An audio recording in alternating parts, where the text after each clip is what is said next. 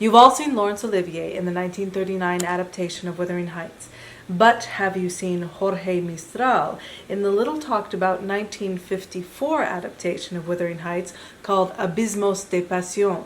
This version relocates the story from the Yorkshire moors to Mexico, and it's directed by Spanish filmmaker Luis Buñuel, who is famously associated with the Surrealists, such as collaborating with Salvador Dali in some of his early films. Now, this Mexican Wuthering Heights is often praised for being much more in the spirit of Emily Brontë's novel than the 1939 Hollywood version. And I think that's basically true in so much as it really embraces that very surrealist concept of l'amour fou, mad love, which is definitely found in the novel and is what makes Emily Brontë's novel so shocking and so passionate. L'amour fou is concerned with the destructive, obsessive, all-consuming nature of love and passion. And certainly, Cathy and Heathcliff have that in spades. As Heathcliff says, "Drive me mad!" Or as Cathy says, "I am Heathcliff." The term l'amour fou was coined by André Breton, who was one of Surrealism's founders. And as old André says,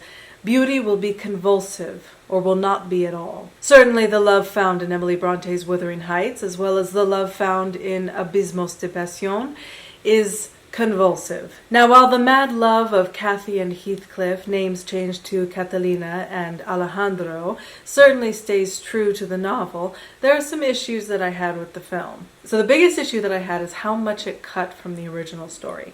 Now, most versions of Wuthering Heights are going to stop when Cathy dies. However, in the book, of course, there's a whole second half to the novel that deals with the second generation. So, okay, most movies cut that out anyways, that's not the part I'm mad about.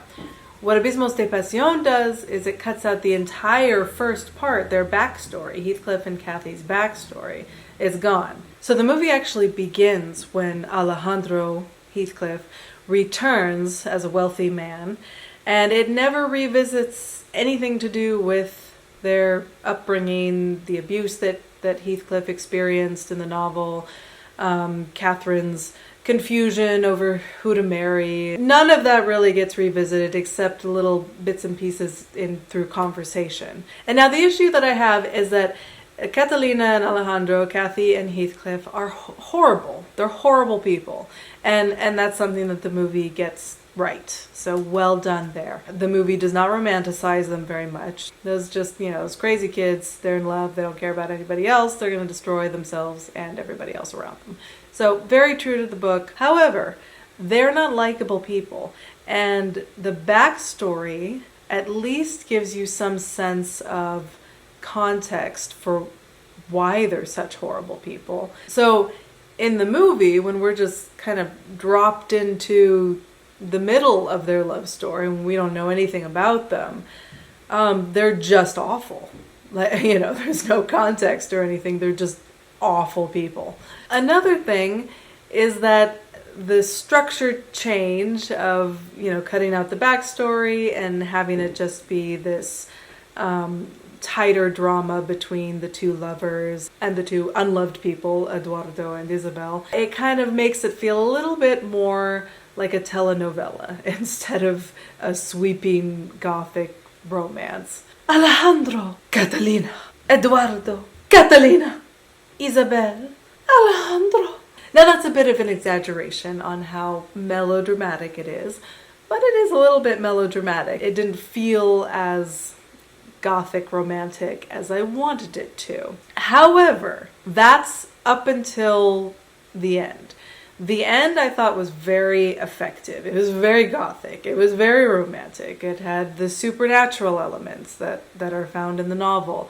It had the very creepy, shocking elements that are found in the novel, like the part where Heathcliff digs up Cathy's grave. They include a version of that in the film. The whole last sequence is very good and worked very well. Another little thing that I liked was the character of Eduardo. He had a thing for capturing butterflies and displaying them in glass cases. I say I liked it. I could not watch that part because they actually showed the pin going into the butterfly, and I was like, no thanks, I'm good. As a metaphor, I thought it was effective, the idea that he was trying to cage his wife Catalina in a glass cage. And it's interesting that during the scenes when she is dying, he's very chipper. And Eduardo's just coming in the room like, hey, how's it going? You know, it's just kind of interesting. The idea that he's very clearly a very controlling person. And Catalina being sick and in bed means that he can control her better, like one of the butterflies writhing in the glass cage. So I don't know that I loved this version. It's not going to become my favorite adaptation of Wuthering Heights. Actually, I'm not sure I could tell you what my favorite adaptation of Wuthering Heights, because I don't think any one of them does it perfectly. There's good elements from each one. And I do think that this Mexican version has some really good elements that are not found in some of the other adaptations.